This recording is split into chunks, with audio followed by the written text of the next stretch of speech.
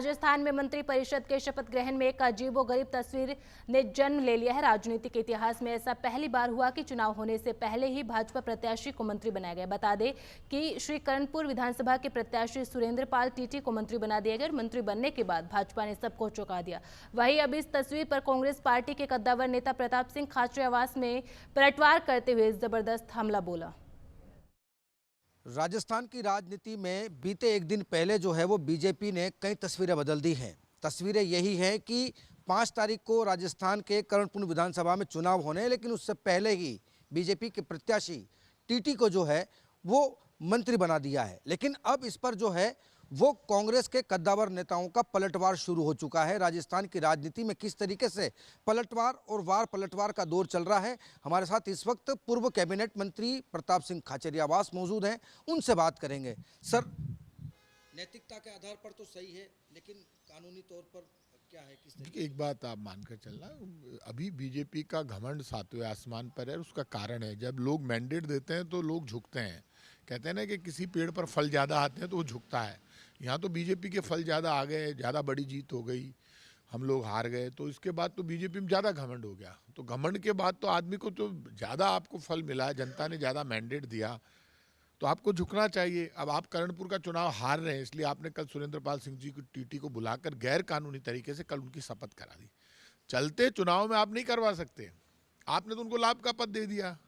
चलते चुनाव में तो लाभ के पद से इस्तीफा देकर आप चुनाव लड़ सकते हो, पद लेकर चुनाव नहीं लड़ सकते आप। ये जो रास्ता बीजेपी ने निकाला, बीजेपी कुछ भी कर सकती है। अभी लोकसभा में आपको पता है chief justice of India supreme court के जो है उन वो प्राइम मिनिस्टर और अपोजिशन लीडर तीनों बैठकर चीफ इलेक्शन कमीशन का चुनाव करते हैं। भाई कौन बनेगा देश का? अब उन्होंने इसमें से चीफ जस्टिस ऑफ इंडिया को खत्म कर दिया और खुद के मंत्री को शामिल कर लिया केंद्र से। अभी निकाला ना एक्ट, लास्ट ये लोकसभा का अभी सेशन था तब उन्होंने ये किया।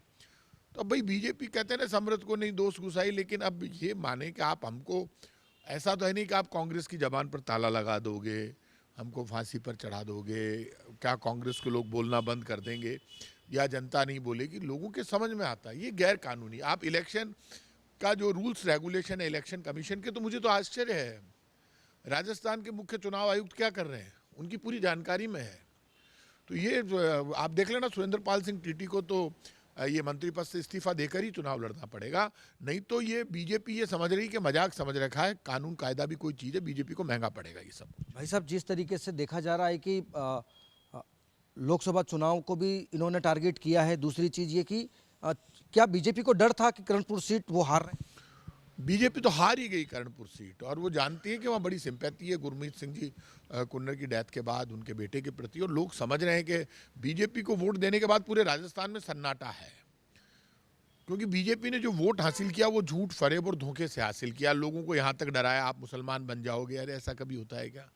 आप बताओ, बीजेपी ये बात तो कभी नहीं बताती देश में कि जिस अयोध्या में बीजेपी इतना बड़ा मुद्दा बना रही है राम मंदिर को लेकर कि 22 तारीख को आप दिवाली मनाओ, तो वो अयोध्या का राम मंदिर आपका तोड़ना। भाई साहब, अयोध्या तो जब बीजेपी नहीं थी, कांग्रेस नहीं थी, तब भी थी।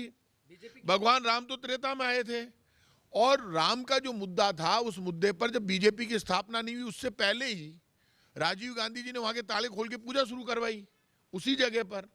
फिर आपने आंदोलन चलाया तो उसके बाद तो वहां सब कुछ सिस्टम बंद हो गया, सारा गड़बड़ हो गया। फिर सुप्रीम कोर्ट में केस गया तो मुस्लिम पक्ष ने और हिंदू पक्ष ने सब ने लिख कर दिया, मुसलमानों ने भी लिख कर दिया। वास्तविकता है, सच कड़वा होता है लेकिन स्वीकार तो करो भैया, तुमने करवाएगा फैसला।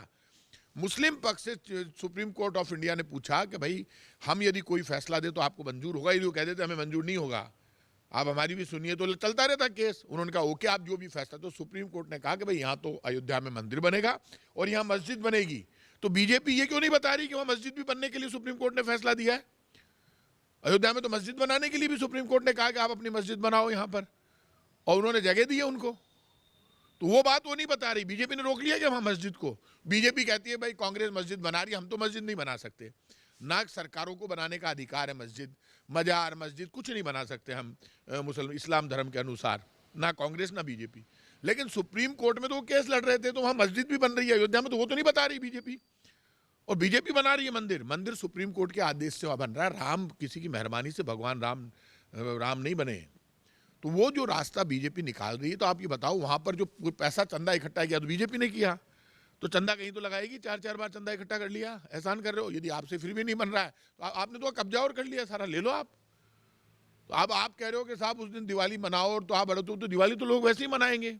राम का मंदिर आप बना रहे हो तो आप ये तो मत करो कि राम हमारे भरोसे है। राम के भरोसे आप हो, पूरा देश पूरी दुनिया राम के भरोसे है।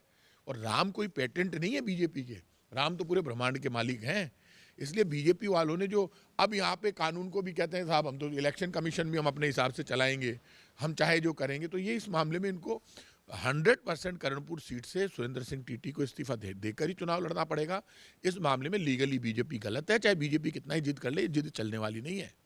बिल्कुल, ये थे हमारे साथ में कांग्रेस के कद्दावर नेता प्रताप सिंह खाचरियावास, जिन्होंने कहा है कि समय समय पर कांग्रेस सड़क पर भी उतरेगी और बीजेपी के खिलाफ मोर्चा भी खोलती रहेगी। कैमरा सहयोगी राकेश गुप्ता के साथ सुरेंद्र सोनी, नवतेज टीवी, जयपुर। देश और दुनिया की हर बड़ी खबर के लिए सब्सक्राइब करें नवतेज टीवी और पल पल के अपडेट्स के लिए बेल आइकन को दबाना ना भूलें, क्योंकि आपकी खबरों का भरोसेमंद साथी है नवतेज टीवी।